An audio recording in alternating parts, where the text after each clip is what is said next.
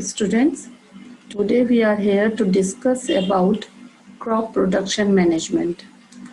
Crop production management in India, as in many other agriculture-based countries, farming ranges from small to very large farms, right? So farmers, different farmers have more or less land, money, है ना?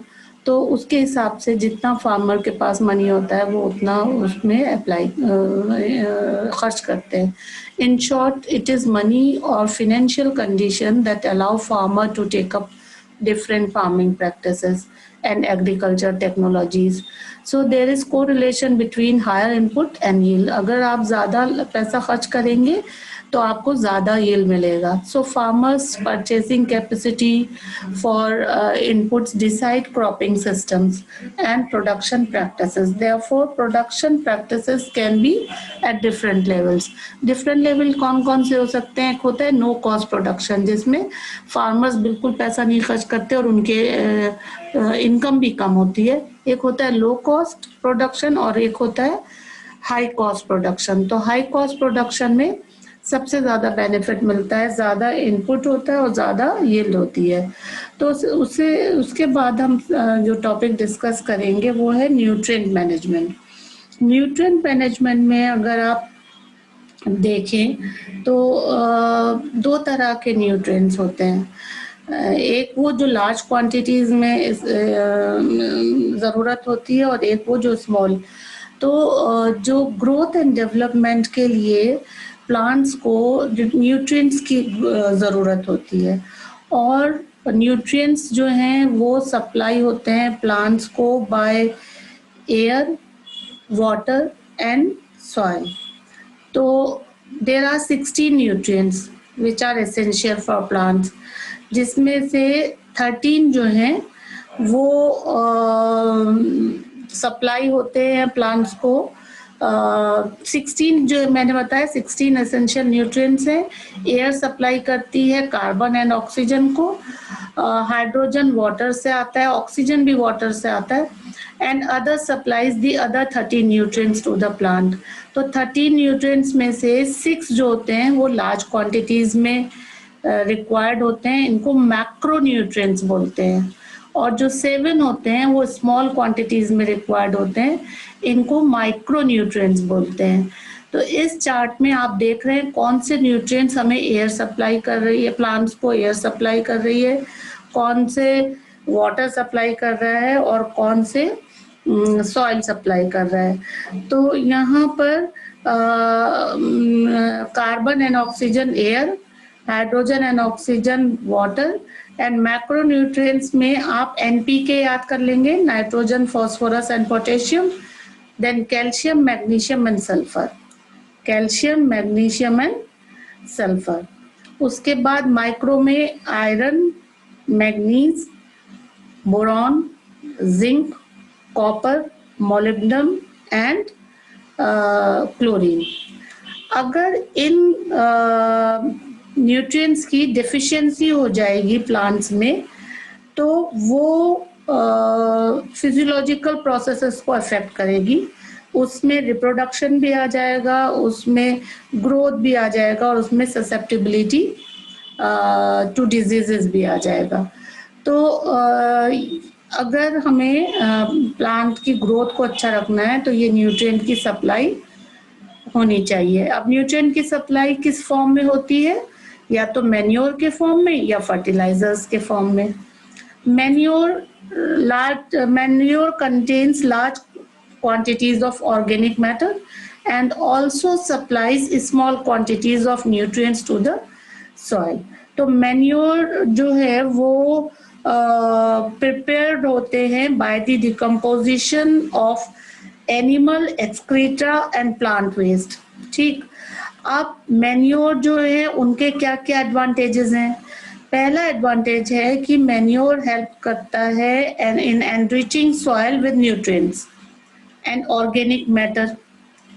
ठीक है, तो ये soil को enrich कर देता है न्यूट्रिएंट के साथ और ऑर्गेनिक मैटर के साथ. दूसरा है ये सॉइल की फर्टिलिटी को बढ़ा देता है.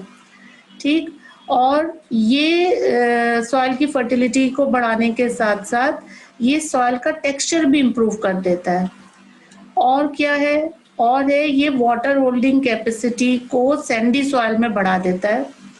और क्ले सॉइल में जिसमें कि large quantities of organic matter है, वो हेल्प करता है in drainage and in avoiding water logging, अगर मैन्योर आपने मिला दिया तब।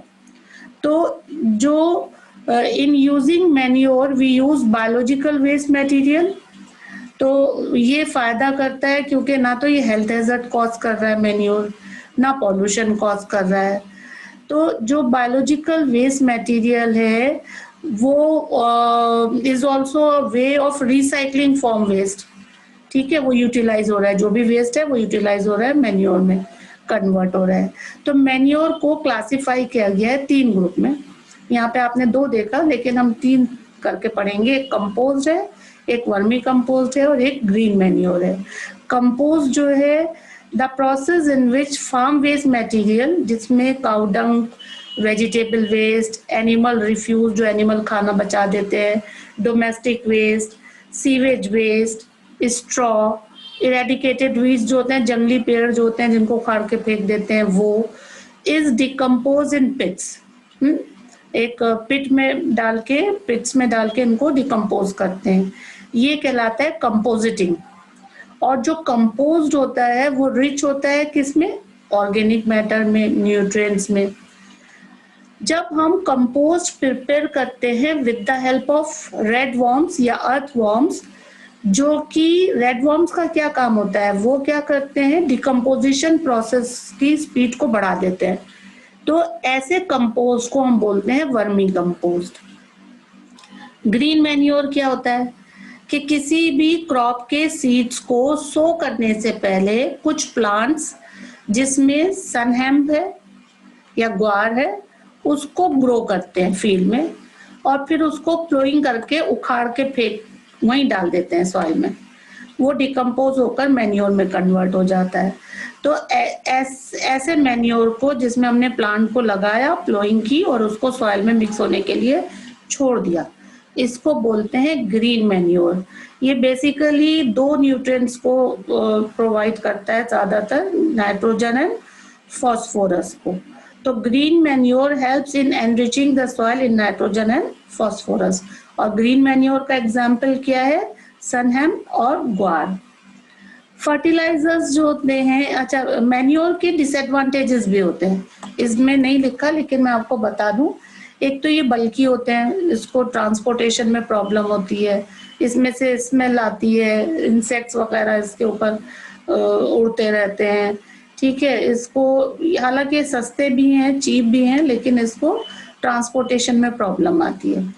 फर्टिलाइजर्स जो हैं वो कमर्शियली प्रोड्यूस किए जाते हैं फैक्ट्रीज में, और फर्टिलाइजर्स बहुत सारे न्यूट्रिएंट को सप्लाई करते हैं जिसमें नाइट्रोजन, फॉस्फोरस एंड पोटेशियम आता है। इसको आप शॉर्ट में याद कर लीजिएगा, NPK. They are used to ensure good vegetative growth. Vegetative growth में जब हम बात करते हैं तो लीव्स अच्छे से ग्रो करती हैं, ब्रांचेस बहुत सारी होती हैं, फ्लावर्स आते हैं और हेल्दी प्लांट प्रोड्यूस होता है। और जो फर्टिलाइजर्स हैं वो हायर यील्ड, ठीक है, देते हैं। तो फर्टिलाइजर्स को अप्लाई करते हैं बहुत केयरफुली, उसका प्रॉपर डोज होती है, प्रॉपर टाइमिंग होती है, और हमें pre and post application precaution भी फॉलो करनी पड़ती हैं। फॉर एग्जाम्पल अगर हम ये फर्टिलाइजर्स जो होते हैं वो रेन वाटर के साथ या एक्सेसिव इरिगेशन के साथ वॉश अवे हो जाते हैं और फुल्ली एब्जॉर्ब नहीं होते प्लांट से, क्योंकि आपने ज्यादा पानी डाल दिया, वो बह के उधर उधर चले गए। तो एक्सेसिव फर्टिलाइजर्स वाटर पॉल्यूशन करते हैं, कभी कभार रेन वाटर के साथ वो बह के नदियों में चले जाते हैं और वहाँ एक्वेटिक लाइफ को वो प्रॉब्लम करते हैं, वो एक्वेटिक लाइफ सर्वाइव नहीं कर पाती in the presence of fertilizers और harmful chemicals in the water bodies. तो यहाँ पर जो फर्टिलाइजर्स हैं वो सॉइल की फर्टिलिटी को भी खराब कर देते हैं अगर आप लगातार फर्टिलाइजर्स यूज कर लेंगे, और माइक्रो ऑर्गेनिज्म्स को किल कर देते हैं जो कि फर्टिलिटी बढ़ा रहे हैं सॉइल की।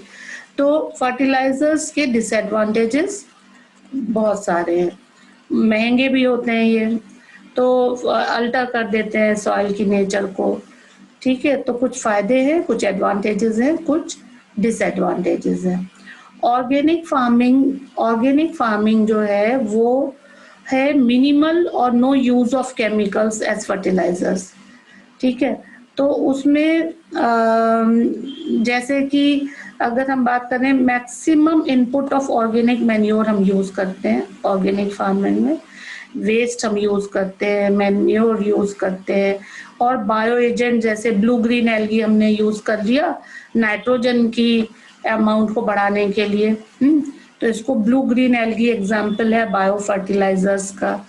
लीव्स ऑफ टर्मरिक हैं एग्जाम्पल, या नीम की लीव्स है एग्जाम्पल बायोपेस्टिसाइड्स का। एग्जाम में अगर आता है कि नेम वन बायो फर्टिलाइजर, तो आप ब्लू ग्रीन एल्गी लिखेंगे। अगर आए बायो पेस्टिसाइड्स का नाम लिखो तो आप लिखेंगे नीम लीव्स एंड टर्मरिक। और दूसरा एक होता है ये जो क्रॉपिंग सिस्टम हम डिस्कस करेंगे डिटेल में। उससे पहले नेक्स्ट वीडियो में आप इरिगेशन के बारे में पढ़िएगा। फिर क्रॉपिंग सिस्टम में बहुत सारे क्वेश्चन पूछे जाते हैं, उसको बहुत अच्छे से प्रिपेयर करना है। Thank you very much.